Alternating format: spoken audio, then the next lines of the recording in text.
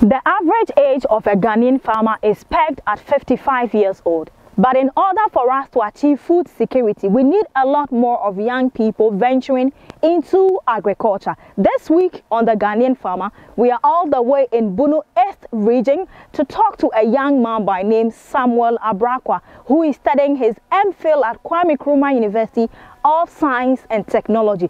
To find out from him what was the motivation, what actually attracted him to go into farming, and he has about 100 acres of maize farm here in Atebubu. Let's go and meet Sammy and chit chat with him to find out all about maize farming and every tip that there is to know. Get interactive on our social media platform: Facebook, LinkedIn, Instagram, YouTube, and LinkedIn, The Ghanaian Farmer. Let's hear from you, your questions, your views, and everything that there is to know. My name is Enyunam. I'll be right back after this, and joining me will be Samuel Abrakwa for us to chit chat. Standing next to me is Samuel Abrakwa. He is a young farmer who has a land size of over 100 acres, and he cultivates 3 commodities, or he tells me I'm adding a bit more. We are all the way in the Bunu East region, and this is the Ghanaian Farmer. My name is Enyunam. When you see me in town, just call me Ghana's finest farmer. Let's chit chat with Sammy and find out what actually inspired him to become a farmer. Just look at him. He's so fine. I'm introducing him into the club, you know, Ghana's finest farmer. Thank you so much for having us. Thank you, Enyunam. How long have you been farming? I've been farming for the past 6 years. 6 years? Yeah. What inspired you to go into farming? All right, so the idea of seeing young people not having jobs to do and living in a country blessed with all the natural resources, yet we are counted among the people who are hungry. I felt that it's very important we look at food production, and that is what inspired me to go into farming. Okay. What is your land size? Currently, we have 100 acres over here. 100 acres. What is this community called? Here is Jaboni number 2. What is popularly known or commonly cultivated in this area as a farming community? Maize and yam. Maize and yam. Why settle on maize? Okay, so it's because of the availability of market and the price value of maize compared to some other food crops. Okay. How many seasons do you have here? We have 2 seasons over here. We have the March season, which is the major season, and the minor season, which starts in July. Are you into rain-fed or irrigation? We do both. You do both? Yeah. Okay. So presently, how many acres of maize are we seeing around us? All right. So we have 46 acres of maize right here. Okay. For first season. For first season. Why do you break your season? Why not cultivate everything at a go, the 100 at a go? So it's dependent on resource and the availability of labor to get all done in the first season. You know, the first season has a short break, unlike the second season, which stops somewhere in November and we come back and start in March. But the first season starts in March and ends right in July. And right in July, you have to start the second season. So if you cultivate all, you need enough resources, and labor also becomes a challenge, especially when it comes to harvesting. Okay. So what variety of maize do we see around us? So what we have here is Pioneer. Pioneer? Yeah, hybrid. Is that the normal seed or the hybrid one? This is an imported hybrid seed. Okay. So how many kilos of the Pioneer do I need to fill my 46 acres? So the Pioneer comes in bags. Okay. And each bag would plant an acre. Right. So you would need 46 bags to plant 46 acres. And how much does one bag cost? One bag is 620. 620? Yeah. That's a lot of money for an ordinary farmer, don't you think? Yeah. Okay. Now take me through the preparation before I even see the corn coming out. What and what do you do? So we first control weeds. We use glyphosate over here to control the grass on the land. Then we come in with a tractor to plow to loosen the soil. Then a harrow levels the ground before we bring in a planter to plant. You have a planter, you don't use normal way? Yeah, we use both depending on the time and the availability of maybe the planters or the resource. Okay, what is the space in between from one plant to the next one? So for hybrid, we use 25 centimeters in between rows, and within rows 25 centimeters, and between rows 65 to 70. How long does maize take, this variety take to mature? So this is around 110 days. Okay, to fully mature. Yeah. Do you harvest fresh or dried? Dry. Why dry? Dry gives you more value, and it allows you to store it for a very long time. Okay. Who are your targets for what you're producing? So I look at poultry farmers and as well as some of the market women who buy in bulk. Can human consume the yellow as well? Exactly. Okay. What are some of the petty diseases that affect maize farm? Well, for us over here, the only challenge we face is not a disease but a pest. Okay. And it's a common fall armyworm for maize. Here we don't experience the stem borers spoiling our seedlings, but from time to time we see fall armyworm coming into the stebers. Okay. Does maize need a lot of water or less water? It need water, but not so much. That is why when you plant maize in a very swampy or loggy area, waterlogged area, it doesn't do well. So maize is a grass which needs water, but as well it needs enough sunlight. So it has a balanced lifestyle, unlike rice, which would want to live in water all its life. Okay. How much does it cost? Let's do a bit of mathematics because my viewers love the breakdown. How much does it cost to actually produce this number of acres? So currently producing an acre could cost you somewhere 4,320 Ghana cedis. So I have to multiply that times by the number of acres you want to do. Do you break even? Sure. You're sure? Yeah. Okay. Is there any difficulty associated with maize farming? That is harvesting. I would say harvesting. You know, when you do so much like this, for us, we use planter. So planter gives you the right population, and there's a whole lot of corn. If you look at it very well, it's so dense. So you need a lot of hands to harvest because the machinery is not available over here. Okay. So we have to come and plug it, gather it before we bring in a sheller to shell it. So it makes harvesting very difficult. I see. Unlike some of the activities like planting, you can fall on a tractor to plant. When it comes to fertilizer application, you can even use the planter with fertilizer from onset. Okay. Yeah, but when it comes to harvesting, there is no combine harvester to help you do it. So it becomes very difficult. That is where the great problem lies, harvesting. All right. Averagely, how many corns am I likely to harvest on one plant? One per one. One per one plant. Yeah. And why? Some can give you two, but it's not very common. It depends on the variety anyway. Okay. Yeah. What happens to the corn sticks after harvesting? Sorry. The corn stick, the plant itself. After removing the corn, the maize, what happens to the plant? Oh, we just plow them into the soil once again. Why? What does it do to the soil when you plow into it? Well, it's an organic matter. So okay. And instead of burning them off, you just plow it into the soil, decompose and release. And we believe it's helped the soil structure and texture. Okay. How long can I grow maize on the same parcels of land? How long? Yes, I'm told at times when you produce over and over again the same crops on one land, it loses its nutrient. It doesn't give you the expected yield. So how long? Or is there any special kind of treatment you give to your soil to get the best?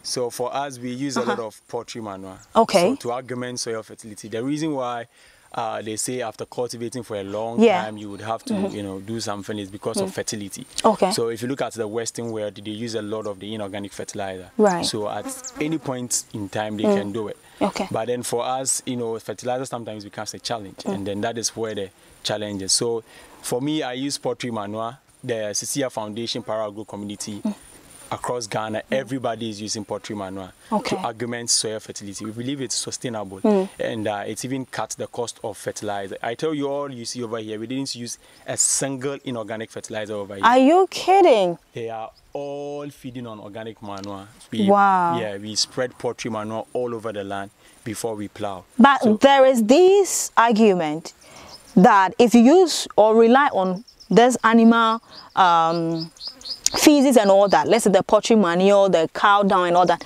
the plant doesn't grow quick as to fertilizer. How do you debate that? It depends. So that is what I'm saying. You see, organic manure goes through stages. Now, the first thing is it has to decompose, and then the second thing it does is it has to mineralize before the nutrients are made available to the crop. Right. So that means it's going to take time.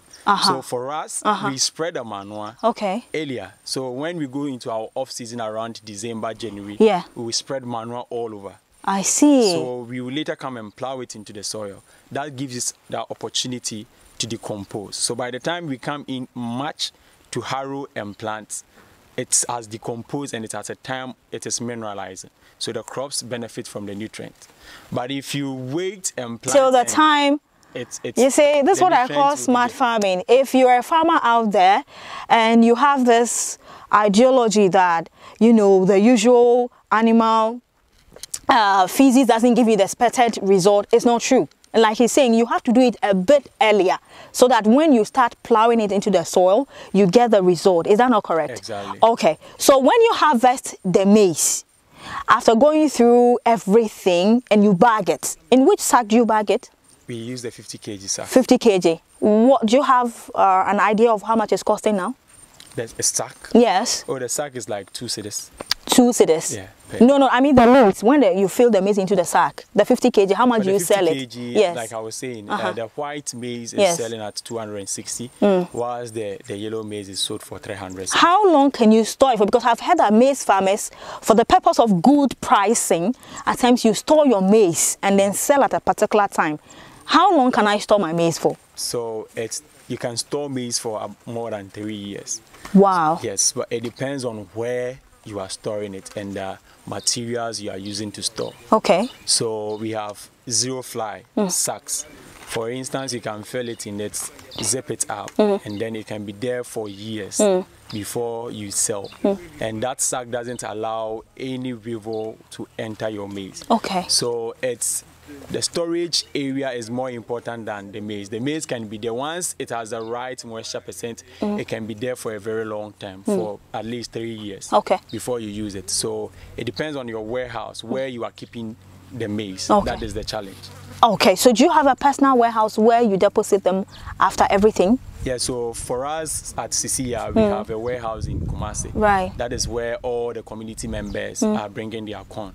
So that place has been developed, well ventilated, and with regular check, making sure that every corn we keep in there is safe. Okay.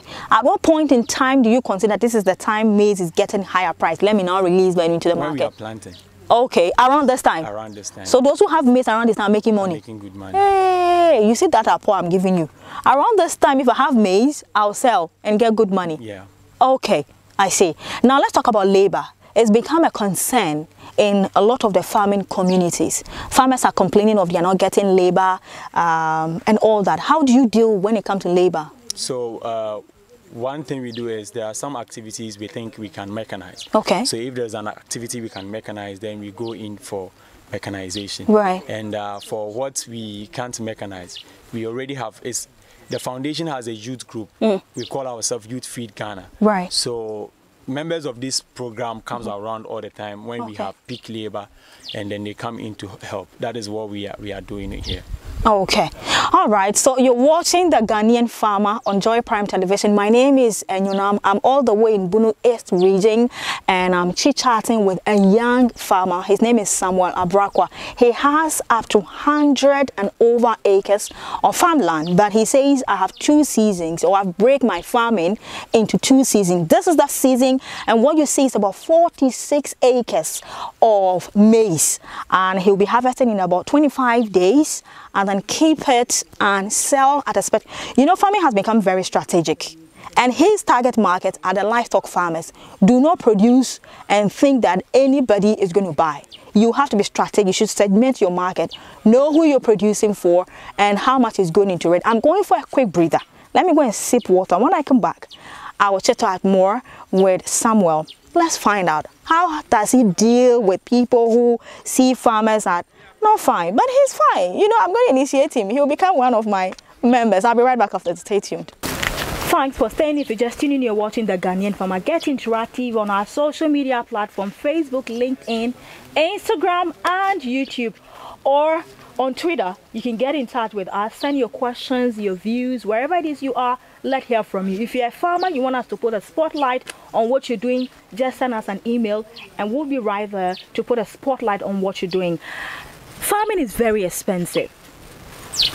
Starting from the onset, how did you come by it? Because I meet a lot of young people who say, and you know, I'm interested, but I don't have the funding. How did you come by the funding? All right. So, like I said earlier, we are all farming under CCR Foundation. Right. And CCR Foundation is running 3 programs, and one is economic empowerment, and we focus on agriculture. Okay. So now we've developed it into a community where we call it a para-agro community. So it is through CCR Foundation we can buy all the funding for our farms. So when you go to Tamale, we have our brothers over there who are doing it as well. When you go to Goso in the Bono region, we have our brothers doing over there, and even in Ashanti region. So that is how come the community gets funding. It's through CCR Foundation, funded by Francis Eduofe. Okay. That is how we get funding for all our agriculture projects. Okay. You are still in school, is that correct? Yes. What are you studying? I'm studying MPhil in Sustainable Integrated Rural Development in Africa. Jana, this plenty English, what does it mean? So, all right, so the program looks at how we can develop our rural communities to become sustainable communities. Okay. Because we believe that urbanization is fast growing. Right. And once we can help these community members to be more sustainable, then it means once they even develop into an urban center or urban community, it will be a more sustainable area to live. I see some close relationship between you and WFP. How are they assisting you? Is there any support you're getting from there at all? Well, WFP has put us on a spotlight, and through them, a lot of people have got to know what we're doing, and we are looking forward to sign some contracts with other people who might be interested in what we do. Okay. How do you suggest farmers, being it somebody's already farming or someone who is about to start, how do they start the journey to have it easy? All right, so first, I think partnership is cool. For we at CCR Foundation Farms, we are open to new people, and then you can come and get the first-hand, experience from us. You join us in one of the communities we are farming, and you get the experience, then you develop it into business. So I think first you need to decide that you want to do it, and then you get a first-hand experience before you can scale it up. Is farming business or farming as a venture, is it profitable? Sure. So we have 3 kinds of farmers. Okay. We have the hobby farmer, we have the subsistence farmer, and we have the business farmer. Okay. So we have people who are planting because they feel excited seeing plants grow. Okay. So he does it just for excitement, to see that, okay, I place some seeds in the soil or I'm raising some chicken. So it's for excitement. So whether they make profit or they don't, they are happy because they just want to see themselves doing something. Then we have the subsistence farmer, somebody who is growing to feed themselves. Right. And then we have the business farmer. The business farmer approach things different because he's looking at what he's putting into what he's doing and what he's going to get in the long run. Okay. How many workers do you have? Currently for our table, we have 7 permanent and a lot of casual workers who are part of the Youth Feed Ghana project. Averagely, how much does a labor or a farmer worker earns? Is it weekly or monthly? So we have every activity and how we price it. Okay. So for instance, if you are working with chemicals, it's way different. Like you are coming to spray glyphosate, you are coming to spray a chemical on the farm, the wage is different. And we have those who come in to harvest, and then we have those who come in to maybe apply fertilizer. So it depends on the activity on the farm, then we place a wage on it. Okay. How do you keep an eye to ensure that work is done productively? Because a lot of commercial farmers like yourself would say, in my absence, work is not done. What is the relationship a farmer should have with their farm worker to expect the result at the end of the day? So like we have seven permanent workers over here. So we develop our tax plan, our plan of action. So when we come in and there's a tax for us to do, we all know what we have to do today. Right. So even if I'm not there, they have to work with the extra labor coming in, or if it's a tax they can do, they have to go ahead and do it. Then we have tax, so we know, okay, today, for instance, we want to plant 4 acres. So we have to achieve it. That is what we set. So when I'm not here and I come back and 4 acres is not planted, then it means they didn't work. So since they know we have a means of evaluating work done, it makes it difficult to have this inconsistency and people trying to lazy. How do you balance school and work? Well, I think time management is the best thing when you want to do especially farming. I remember somewhere in August I had harvesting to do, Okay. and at the same time I had a mid-semester to write. Right. So it's time management, and you trying to, you know, make provisions earlier, because you know your academic calendar, you know when to do what and when to do what has to be done. So that is how time management is helping. Climate change has become a matter of concern for a lot of farmers. Most farmers do not have people to come and assist them, enlighten them of some of the signs or symptoms that climate is having on their crops and all that.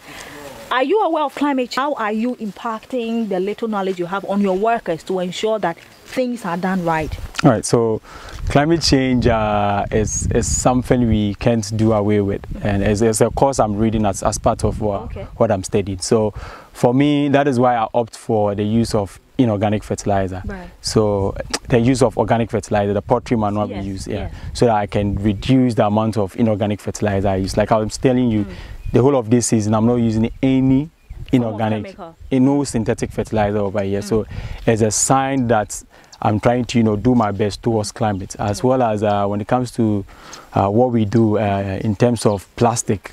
Our domestic home, we have to reduce it because they all go into climate effect. Then, like I told you, I'm developing an area where we are planting coconut, because the CCR Foundation wants to pursue sustainable steps. Right. Now, planting coconut is to ensure that we have trees, you know, a little community, even if it is 2 acres, 3 acres, a little community of trees over here, so that it will contribute to climate. So we are planting a multi-purpose tree like coconut, where it will give us food, it will give us shade, and it will still play climatic roles. Okay.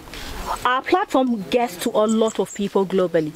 Is your foundation open to receiving investment from Ghanaians who are living abroad but are very passionate about farming? Are you open to that, and how does somebody enroll onto that? So we are open to anyone who is interested in joining us do this, and we are always welcoming them to come in. Okay. A lot of young people have the mindset that farming is reserved for the uneducated, farming is dirty and all that. How do you demystify that mindset anytime you're with people or meeting young ones for a public speaking engagement or anything? All right, so I believe farming is not meant for people who are not educated. Now, you need a lot of education to do farming. Okay. Trust me, even the depth, the distance is all forms of education. The amount, the dosage you have to apply, the dosage you have to spray is all education. So I don't think farming is meant for people who are not educated. You need some form of education to do it. Okay. And if you don't approach farming with knowledge, then you are not going to make much. Okay. Because that is the challenge with most Ghanaian farmers, that they are putting knowledge behind, trying to do it the ordinary way, the same way we've been doing it, and we are not getting the result. But if you apply knowledge, which comes through education, then you can get the right result. Are we on the verge of becoming food sustainable? Sure. As a country? Sure. You're sure? I believe a lot of young people are coming in. Right. A lot of institutions are talking about food security, and farming is becoming a great topic among young people.